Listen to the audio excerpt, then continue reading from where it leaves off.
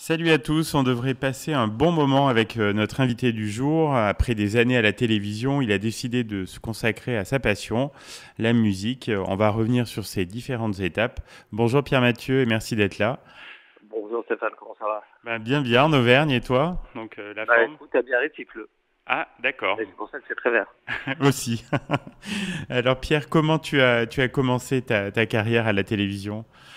En fait, c'était un hasard parce que moi je suis né dans le sud, dans les Pyrénées, j'ai grandi à Biarritz, après j'étais à Pau, j'ai fait une école de commerce, une prépa HEC, master, je devais faire de la com quoi, et j'ai fait un stage à Paris, chez ORSCG, je me suis fait virer, et il fallait que je le termine, et je l'ai terminé dans une boîte de prod de télé, et qui m'a gardé. Et je me suis retrouvé au bout de 6 mois dans la boîte de prod d'Emmanuel Champ qui montait sa boîte, Les Fonds et compagnie. Et à chaque fois, je me disais, je vais rentrer à Toulouse ou à Biarritz, je sais pas. Et en fait, à chaque fois, il se passait un truc. Et j'ai commencé à faire un peu de journalisme. Après, on m'a dit, ah tiens, viens faire une chronique. Et puis après, on m'a dit, tiens, anime cette émission. Et voilà, j'ai très peu fait de casting. Oui, c'est venu Et naturellement. comme ça, j'ai fait 8 ans de télé. Et donc De... avec notamment Canal+, ça a dû être une expérience marquante. Ça, c'était super. Ouais. C'était la meilleure année, c'était le midi. Et... Enfin, j'ai fait 2 passages à Canal+. Il y a eu une chronique que je faisais le midi, dans une émission qui s'appelait La vie en clair. Ah oui, oui. C'était produit par Réservoir, par Jean-Luc Delarue, Mhm. et qui m'a un peu tout enseigné. Et je faisais ce que je voulais dans cette chronique. Ils l'ont appelée surprise à la fin. Parce que, et on avait une bande où on s'éclatait parce que c'était Canal, mais un peu accessible, quoi. Pas, Oui, bien sûr, ils ont pas. passé l'époque un peu snob. Ouais. Et du coup, vraiment, j'ai passé une année, c'était la grande époque Canal où ils avaient de l'argent, on avait des assistants, on avait des trucs, mais bon, c'était formidable, on avait des cadeaux. C'était une autre époque, une autre époque. C'était une autre époque. Et après, j'ai fait un deuxième passage à Canal où je faisais des chroniques la nuit pour la matinale, où je racontais ce qui s'était passé la nuit dans un vernissage, une soirée, un truc, n'importe quoi. Et tous les soirs, on sortait, on montait la nuit et on livrait le matin. Après, France 2 va te laisser ta chance aussi. Tu as des bons souvenirs sur la chaîne publique? Ouais.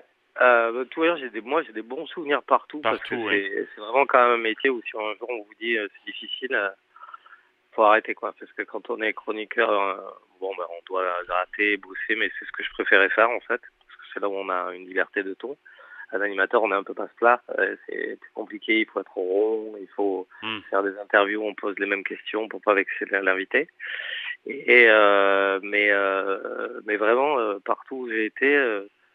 Et à chaque fois, c'était surtout les gens avec qui, moi, c'est toujours les gens avec qui je travaille, avec qui, ce qui m'intéresse, c'est le quotidien, en fait. Ce qui te motive, oui. Donc, Ouais. j'avais toujours des équipes, enfin, j'ai travaillé toujours avec des gens, même quand je les connaissais pas, on s'entendait bien. Je suis un peu un labrador, moi, donc je m'adapte facilement, je suis Hmm. un gentil. Et après ça, M6 m'a appelé pour faire le morning, que j'avais toujours un peu refusé, parce qu'ils cherchaient un nouveau Michael Youn, et il n'y a pas de deux Bah, il Michael y en Youn. a qu'un, oui, oui, Et à oui. Caen, et c'était des années avant, et j'ai dit, moi, surtout, je ne me lève pas le matin à 4 heures du mat.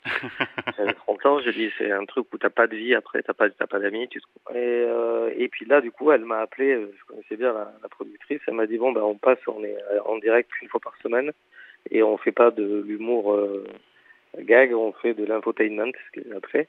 Oui, Et c'était on un a autre vu une équipe concept, oui. super, ça aussi, ça a été 2 ans magiques. Ouais.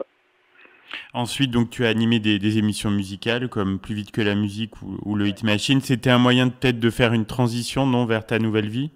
Pas du tout, parce Pas qu'en du fait, tout à l'époque, j'ai non? toujours été, quand j'étais jeune, mon métier à Biarritz, c'était DJ, mon métier d'été, quoi. Et j'ai toujours adoré faire ça, mais c'était une passion. Et après, donc, effectivement, ils le savaient un peu, mais j'ai fait aussi sur M6, ils m'ont collé des remplaçants dans des émissions de cinéma et tout. Et à la fin, oui, ils savaient que je faisais, que j'aimais bien la musique, mais ils m'ont proposé surtout ce que j'étais un peu snob aussi. Hein. Aussi à l'époque, je voulais pas faire de trucs, je voulais pas faire les bêtisiers. Ils cherchaient Hmm. un animateur de divertissement, ils m'ont proposé Incroyable Talent, j'ai refusé la première Ah saison. oui, ah oui, oui. Parce que justement, je commençais le morning et j'ai dit, oh là là, moi, le public, 2000 personnes devant moi, tout ça, ça me stressait un peu. Je préférais les petits trucs Intimiste, ouais. à l'extérieur ou un petit comité où on peut être naturel, quoi. Et donc voilà, et donc après, plus vite que la musique, c'était une pastille, en fait, que j'ai un peu trop bâclé, parce que je l'écrivais le soir, et pour moi, c'était presque un truc commercial, quoi, où Hmm. il faisait des ponts avec des labels. Et l'émission, par contre, le Hit Machine, ils me l'ont proposé pour changer le truc, mais j'ai dit la musique est très segmentante. Donc j'ai proposé plutôt que de faire venir des chanteurs, de passer une journée avec et de pas trop longtemps chanter. Et du coup, là aussi, c'était super parce que j'ai passé des journées avec Lily Allen, Christophe Maé ou des gens où en fait on découvre juste qui ils sont et que ce sont des gens sympas et avec qui je rigole, quoi. Ça, c'est super. Enfin, tout était super parce que le métier d'animateur, c'est surtout repose-toi bien pour demain. Hein. Et donc, vraiment, il est bien payé. Aujourd'hui, je me dis, vraiment, qu'est-ce que j'ai été con. Et donc, en 2009, il y a le grand tournant, non, on pourrait dire, dans ta vie? J'ai rencontré un type moi, j'étais DJ, je passais des disques, mais je savais pas produire. Et j'ai rencontré un mec qui produisait, qui m'a proposé de faire des morceaux pour rigoler. Donc, le soir, on en faisait. Et puis, c'était l'époque de MySpace. Eh oui, on s'en souvient. Voilà, toi tu t'en souviens. Oui. Et l'ancêtre. L'ancêtre qui existe toujours, un peu aller dessus. Hein. Et d'un coup, moi j'ai dit tiens, on va faire un clip. On a fait un clip avec 3 filles nues dans la rue. Et mais c'était en plus la musique, c'était une musique pop. Nous on voulait faire de l'électro un peu dur, genre en mode Justice, Daft Punk et tout ça. Et en fait, il a cartonné, on ne sait pas pourquoi, parce que voilà, on a tourné en une prise et ça a fait le tour du monde. Mais ça a fait le buzz mondial, oui. On a joué partout pendant 4 ans. Nous, c'était une agence de voyage. Je gagnais beaucoup moins qu'à la télé. Mais par contre, je voyageais. On jouait les jeudis, vendredis, samedis à Séoul, à Singapour, un truc. On se demandait ce qui nous arrivait, quoi. Mais au-delà de cette chanson, enfin même l'album avait connu un gros succès, non? On a fait un album, j'ai fait 8 clips, et dont la moitié ont bien marché. Mais il y en a la moitié qui ont fait plus d'1 million, ce qui pour moi était la barre honorable. Oui, c'est sûr.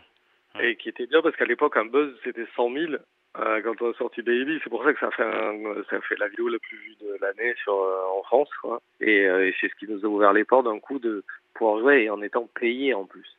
C'était fou. Et il y a eu un deuxième album aussi avec pas mal de featuring. Il était aussi toujours aussi décomplexé, quoi, que le premier. Ouais. Alors après, le deuxième, il était plus particulier parce qu'on était signé dans un gros label américain et il demandait un album et un label japonais. Alors que la musique électronique et même la musique aujourd'hui, elle s'achète pas en album, on va... Oui, c'est vrai, ça a changé. Oui, on pioche un morceau, on pioche un truc. Nous, quand on a sorti le deuxième morceau, Kill Me, qui avait fait 2 millions de vues dans le clip, on s'est dit, waouh, génial. Et on voit qu'il y a 500 ventes de singles, on s'est dit, merde, c'est un échec. Et on n'a pas osé le jouer pendant 1 mois. Et quand on l'a joué la première fois, tout le monde connaissait les paroles. On se dit, mais qu'est-ce qui se passe? Et après, on s'est dit, ah mais non, mais c'est des jeunes. Ils n'achètent pas la musique. Et oui, voilà, c'est ça. En même temps, ça nous allait bien parce que pour moi, la musique, elle est faite pour circuler. L'argent, il se fait ailleurs. On a fait des synchronisations de pubs. J'ai appris qu'on avait le record français des synchronisations. C'est quand on utilise la musique pour les publicités. Ah oui, ouais. Et c'est ce qui permet de gagner plein d'argent, quoi. Mais c'est le label américain qui nous faisait synchroniser. On est les recordman français de synchronisation de pub. On a fait des synchronisations pour Magnum les glaces, pour Windows 7, dans le monde, pour les parfums Playboy, bien sûr, pour des trucs comme ça aussi. Et c'était des synchronisations avec des chiffres de 120 000 euros où on se disait, waouh, on est riche, je vais acheter une voiture et une maison. Mais en fait, non, parce que le label prend la moitié, américain, puis l'autre label prend la moitié. Puis après, il reste quand même 10 000 balles. Hein, c'est super pour n'avoir rien fait et avoir quelqu'un qui a vendu. Et alors justement, est-ce que ça va continuer est-ce que tu as des projets au niveau musical et sur quoi tu travailles là actuellement Disons qu'ils croient que je suis resté là-dedans. Et alors que, en fait, la musique qu'on jouait, c'était une mode, c'était une électro un peu dure, voilà, qui a eu son temps, qui a duré 4 ans. Et après, je me suis dit, je veux pas finir vieux DJ à 40 ans, j'avais une petite fille, voilà. Et donc, je suis retourné avant mon vrai métier télé.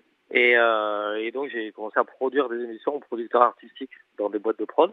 Après, c'était plein de petites émissions. J'étais responsable du département de l'émission de TNT. Donc, je faisais aussi bien des docus pour Arte que des émissions de jeux pour France 4, que des émissions de street pour France O, voilà. Et mais effectivement, c'est un métier qui est plus discret parce qu'on est derrière dans l'ombre. Oui, bien mais sûr. qui me plaît vachement parce que il y a des responsabilités et une certaine gratification surtout quand on vous laisse les mains libres, quand on doit construire toute une émission Bien et la sûr, tenir. ouais. Et la dernière était la Nouvelle Star où j'avais fait venir Joey Star dans le jury. Ah oui, bien sûr, ah oui. C'était très bien passé au début, puis après, avec les lives, et puis c'est à peu près un coup.